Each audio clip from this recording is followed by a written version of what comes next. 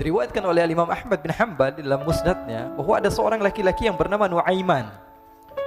Ini Nuaiman di kehidupan Rasul sallallahu alaihi wasallam ada orang yang seperti itu gitu. Orang yang sering minum minuman keras. Rasul sallallahu alaihi wasallam marah, murka. Rasulullah kalau yang berhubungan dengan Rasulullah tidak marah. Tapi kalau sudah berhubungan dengan agama, Rasul sallallahu alaihi wasallam adalah orang yang paling marah, orang yang paling istiqamah dalam kebenaran. Maka Rasulullah panggil Nuaiman, apa yang kau lakukan? Dia katakan, aku minum minuman keras ya Rasulullah. Rasulullah cambuk dia. Kemudian dia bertobat kepada Allah. Kemudian ketahuan lagi minum. Kemudian dicambuk lagi oleh Rasulullah sallallahu alaihi wasallam, sehingga sebagian sahabat memukul dia dengan pukulan yang banyak. Sehingga apa yang berlaku? Sebagian sahabat mengatakan, la'natullahi ala Nuaiman. Semoga Allah melaknat Nuaiman. Dia mempermainkan Rasulullah. Dia bilang sudah mau taubat tapi minum lagi. Dia bilang sudah mau taubat tapi minum lagi. Maka Rasulullah SAW mengatakan, la tal'anuh fa innahu yuhibbullaha wa rasulah. Kata Rasulullah, jangan kamu laknat Nuaiman, karena dia itu cinta sama Allah, cinta sama Rasulnya. Dalam riwayat dia dicintai Allah dan dicintai oleh Rasulnya Muhammad sallallahu alaihi wasallam. Ibn Majah menceritakan bahwa Nuaiman ini pernah suatu waktu diajak oleh Sayyidina Abu Bakar pergi ke negeri Syam. Negeri Syam itu di mana? Seperti yang diceritakan tadi, antara daerah Suriah, Lebanon, Yordania, kemudian Palestina. Daerah seperti itu. Umumnya orang Quraisy pada masa itu mereka memiliki rihlah berdagang, membeli dagangan ke Syam, kemudian dijual lagi di kota Makkah. Ketika itu Rasulullah SAW didatangi Abu Bakar. Sayyidina Abu Bakar mengatakan kepada Rasulullah, ya Rasulullah, saya mau izin ya Rasulullah. Mau apa? Saya mau ajak dua sahabat kamu ini ikut berdagang ya Rasulullah. Siapa kata Rasul? Nuaiman. Kata Rasulullah SAW, Nuaiman kamu mau ajak? Mau ngapain? Biar seru-seruan aja ya Rasulullah. Kata Rasulullah, ya sudah, saya izinkan kamu bawa Nuaiman. Ketika itu Sayyidina Abu Bakar membawa Nuaiman sama satu sahabat namanya Suwaibid ibn Harmalah. Siapa namanya? Suwaibid ibn Harmalah. Ini sahabat Rasulullah SAW yang memiliki sifat yang berbeda-beda. Kalau Nuaiman ini aneh. Pernah Rasulullah SAW dibawain makanan banyak, dikasih Rasulullah, dikasih sahabat semua. Semuanya sudah makan, tiba-tiba si Nuaiman ini, sahabat Nabi Nuaiman mengatakan kepada Rasulullah, ya Rasulullah, ini yang penjualnya, tolong kau yang bayar ya Rasulullah. Makanan udah habis. Makanan udah habis, Rasulullah SAW bingung, saya yang bayar. Akhirnya Rasulullah katakan kepada sahabat, ayo keluarkan uang, kita patungan, kita bayar. Rasulullah aja dimainin, apalagi kita orang. Sallu ala Nabi Muhammad. Nuaiman diajak Sayyidina Abu Bakar. Kata Rasulullah SAW, benar kamu mau ajak Nuaiman? Iya ya Rasulullah. Diajaklah akhirnya. Diceritakan dalam riwayat Ibn Majah, diceritakan juga dalam Siyar A'lam An-Nubala, diceritakan juga dalam musnadnya Imam Ahmad bin Hanbal, dalam riwayat Imam Ahmad bin Hanbal. Maka diceritakan Nuaiman diajak oleh Sayyidina Abu Bakar. Sesampainya di negeri Syam, semua dibagi tugas. Fulan bin Fulan kerjaannya ini, Fulan bin Fulan kerjaannya ini, semua memiliki kerjaan. Nuaiman tanya, wahai Abu Bakar, kerjaannya saya apa wahai Abu Bakar? Kata Sayyidina Abu Bakar, kamu mau ngapain terserah kamu wahai Nuaiman. Yang penting kamu ikut saya kan. Kemudian satu di antara mereka namanya Suwaibid ibn Harmalah. Ditanya oleh Sayyidina Abu Bakar, wahai Suwaibid, kamu mau kerjaan apa? Kata Suwaibid, terserah kamu wahai Abu Bakar. Kata Sayyidina Abu Bakar, kamu menjaga makanan, karena saya tahu kamu ini adalah orang yang senantiasa menjaga amanah. Suwaibid ini kalau disuruh maju dia maju, disuruh mundur dia mundur, disuruh ke kanan dia ke kanan, disuruh ke kiri dia ke kiri. Orang yang ikut aja. Kalau Nuaiman beda, disuruh maju dia ke belakang, kasih sen kanan ke kiri belok. Nuaiman itu orang yang berbeda.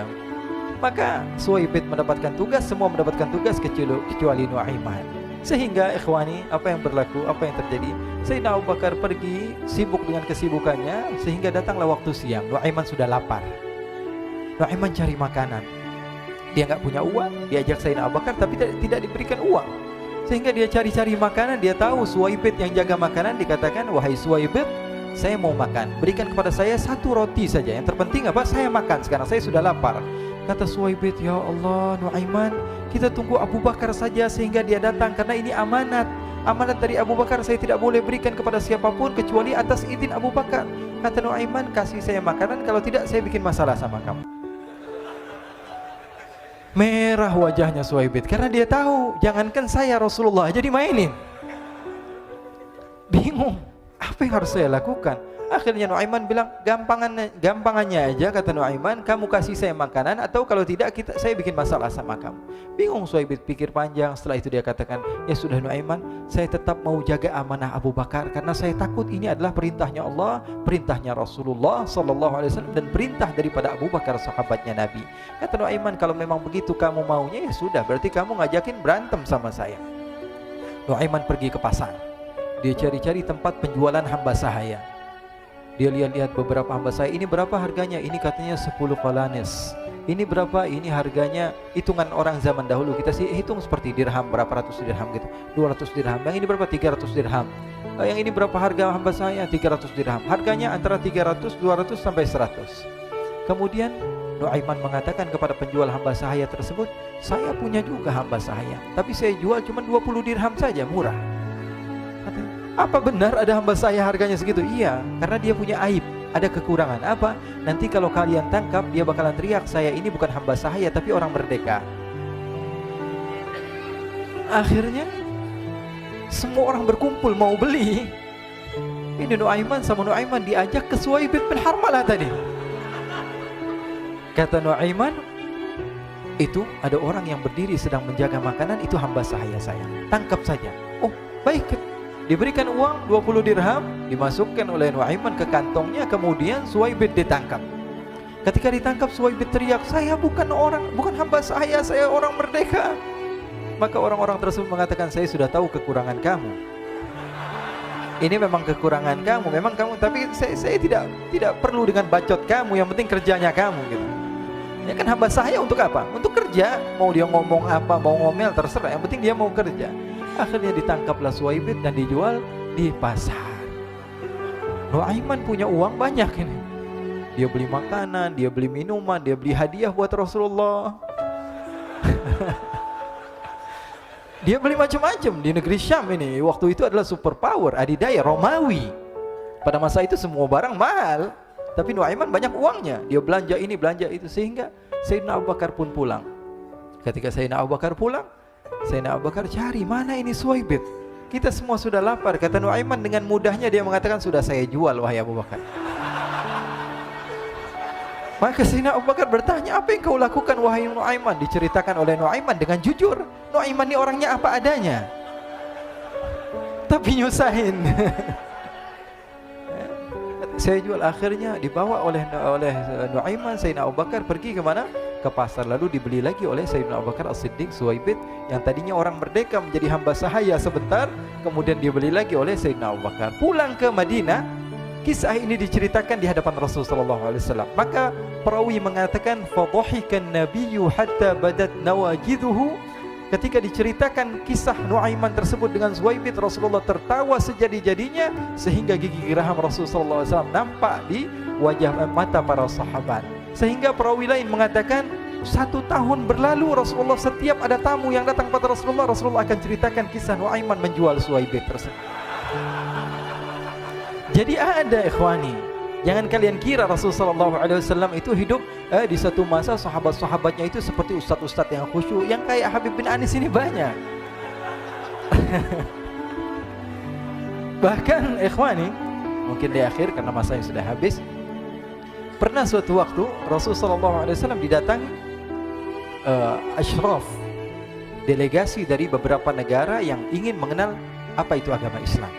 Sehingga mereka datang ke rumah Rasulullah SAW membawa unta, kendaraan yang ketika itu kendaraan yang paling mahal mereka miliki. Itu untanya yang paling mewah. Diikat di depan rumah Rasulullah SAW. Tamunya pun masuk, duduk bersama Rasulullah SAW. Di depan rumah Rasulullah SAW ada beberapa sahabat. Ada Sayyiduna Hamzah. Kalian tahu Sayyidina Hamzah adalah orang yang pemberani. Ada Sayyiduna Umar. Kalian tahu Sayyidina Umar adalah orang yang pemberani. Ada Sayyiduna Ali bin Abi Thalib. Ada Sayyiduna Sa'ad bin Abi Waqqas. 4 sahabat ini lagi nongkrong gitu depan rumahnya Rasulullah SAW, berjaga sebelum Allah Subhanahu wa taala turunkan ayat wallahu ya'simuka minan nas. Ketika mereka sedang asyik duduk, tiba-tiba Nuaiman datang. Ini Nuaiman kalau datang pasti bikin sesuatu yang aneh. Bahkan dikatakan tidaklah Rasulullah SAW dalam keadaan bersedih, kecuali Nuaiman datang Rasulullah akan tersenyum. Jadi sebagian sahabat itu senang kalau sudah Nuaiman datang, pasti Rasulullah bahagia. Tapi ketika itu Nuaiman datang, ingin duduk bareng-bareng Sayyidina Hamzah. Sayyidina Hamzah katakan kepada Nuaiman, bercanda begitu. Nuaiman, kamu lihat unta orang datang dari luar Arab ini. Lihat, kata Nuaiman, ini besar banget, ini badannya besar gitu. Dagingnya pasti banyak. Iya, ini kalau kita sate enak nih ntar malam. Kata Nuaiman. Kata Sayyidina Hamzah, apakah kamu berani? Kata Nuaiman, saya berani aja asal kalian gak bilang sama Rasulullah. Kata Sayyidina Hamzah, benar wahai Nuaiman, benar kan? Akhirnya Sayyidina Hamzah lupa masalah itu, cuma bercanda-bercanda saja. Sayyidina Hamzah lagi asik sama Sayyidina Umar, Sayyidina Ali. Tiba-tiba apa? Ternyata ketika dia melihat unta tersebut sudah pisah antara kepala sama badannya. Nuaiman mengatakan, wahai Hamzah, ini unta saya sudah potong, saya mau pergi sebentar. Kalau Rasulullah cari saya, tolong jangan beritahu di mana saya. Nanti kalau keadaan sudah aman, mari kita nyate bareng-bareng. Ini ada yang seperti itu di zaman Rasulullah SAW. Maka dia pun berlari dan berlari mencari satu tempat supaya Rasulullah SAW dia selamat daripada Rasulullah SAW. Sehingga Sayyidina Hamzah bingung, ini kalau Rasulullah keluar gimana? Ada Hamzah Asadullah, ada Ali bin Abi Thalib, ada Umar, gak bisa jaga kendaraannya, tamunya Rasulullah Sallallahu Alaihi Wasallam. Akhirnya benar apa yang terjadi, ikhwani. Rasulullah Sallallahu Alaihi Wasallam tamunya mau pulang. Ketika dia buka pintu, tamu melihat apa? Untanya sudah begitu. Mereka teriak, wa naqatah, unta kami wahai Muhammad. Baru mau kenal Islam, unta kami, kendaraan kami sudah dibuang. Rasulullah SAW lihat Sayyidina Hamzah, lihat Sayyidina Ali. Mereka nggak bisa ngomong, mereka hanya bilang apa? Nuaiman ya Rasulullah. Rasulullah perintahkan Sayyidina Umar, wahai Umar, sekarang kamu ambil uang, kemudian kamu gantikan, kemudian kamu berikan 2 kali lipat daripada harta unta ini, sehingga apa?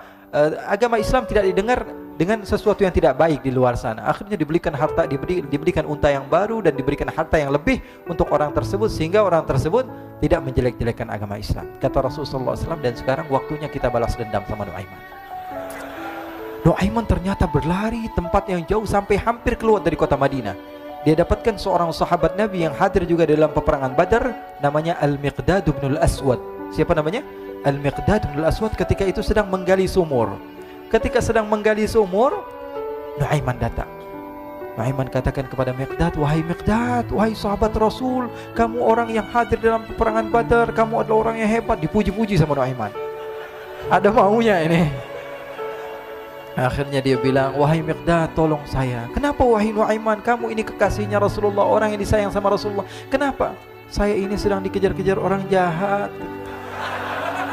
Tolong selamatkan saya. Saya pengen masuk ke dalam sumur, boleh atau tidak?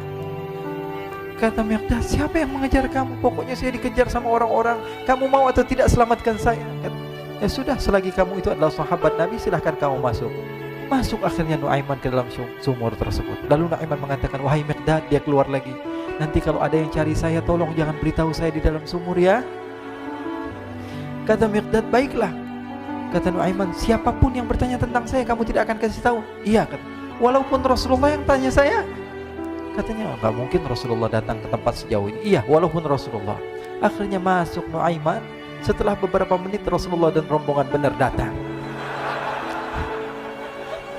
Miqdad bingung ini. Ini kenapa Rasulullah datang ke RW kami ini? Ada apa ini Rasulullah sampai sejauh ini? Ditanya, ya Rasulullah, ada apa ya Rasulullah? Kata Rasulullah, saya cari Nuaiman. Di mana Nuaiman? Innalillah, kata Miqdad. Enggak dijawab ini Rasulullah. Kalau dijawab saya ingkar janji. Akhirnya apa dia katakan? Wahai Rasulullah, mata saya tidak memandang kepada Nuaiman, tapi tangannya nunjuk ke dalam sumur. Sahabat. Apa dia bilang? Mata saya tidak melihat kepada Nuaiman, tapi tangannya nunjuk ke sumur. Akhirnya dibuka sama Rasulullah, Nuaiman muncul. Kata Rasulullah, Nuaiman, kamu bikin malu saya, wahai Nuaiman. Ya Rasulullah, yang bersalah bukan saya, tapi orang yang mencari saya bersama kamu ya Rasulullah. Akhirnya Rasulullah nengok siapa, ternyata Nuaiman sudah lari kabur. Sallu ala Nabi Muhammad. Kisah-kisah seperti ini sebenarnya banyak sekali ya. Ini menunjukkan kepada kita bahwa kehidupan Rasulullah itu begitu indah. Rasulullah SAW, kalau kamu mau menjadi orang yang baik, contoh Rasulullah. Mau menjadi bapak yang baik, contoh Rasulullah. Mau menjadi pemimpin peperangan yang baik, Rasulullah. Mau menjadi murid yang terbaik, contoh Rasulullah. Bagaimana akhlak Rasulullah. Mau menjadi suami yang baik, contoh Rasulullah. Dalam segala hal, apapun itu, Rasulullah SAW adalah makhluk yang paling terbaik.